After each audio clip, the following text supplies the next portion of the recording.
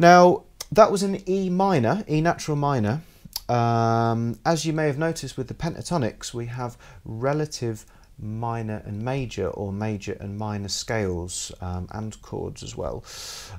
So G major is relative to E minor. What this means is we use exactly the same notes, but we just start from a different position. So this time we're not going to start from open E. We're going to start from fret 3 on the bottom E string, because that is a G note. So this time we're going to go from G all the way up to high G. So this is exactly the same as the idea as the G major pentatonic from the beginner level.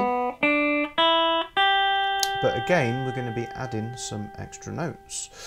So I'm just going to show you this in one position. I'm going to show you using, again, we need to use our little finger on the 4th fret. If you're finding that difficult, you can apply exactly the same approach to moving up using fingers 1, 2 and 3 on the bottom 3 strings, back to fingers 1, 2 and 3 on frets 1, 2 and 3 for the top 3.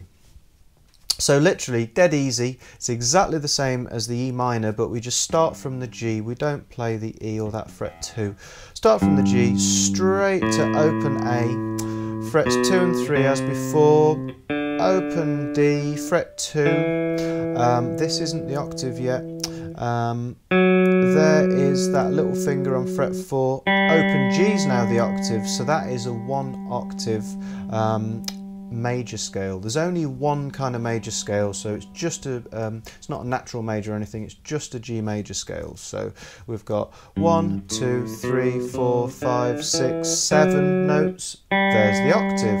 Pentatonic, 5 notes, 1, 2, 3, 4, 5, octave. New notes, there's one, there's the other one. And then in the second octave, carrying on, fret 2 on the 3rd string on the G, open B, there's the other new note as before, fret 3, carrying on from there, fret 2 and fret 3 is the high G, and there's a 2 octave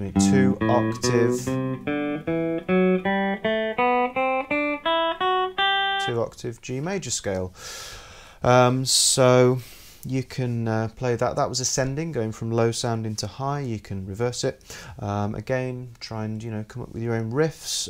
If you've got any friends that play music, if you can get them to play a chord progression, say something like G, C, D or something like that, you can play some riffs over the top of that. So you're playing like melodies, lead guitar, or you could get them to play something like E minor to A minor.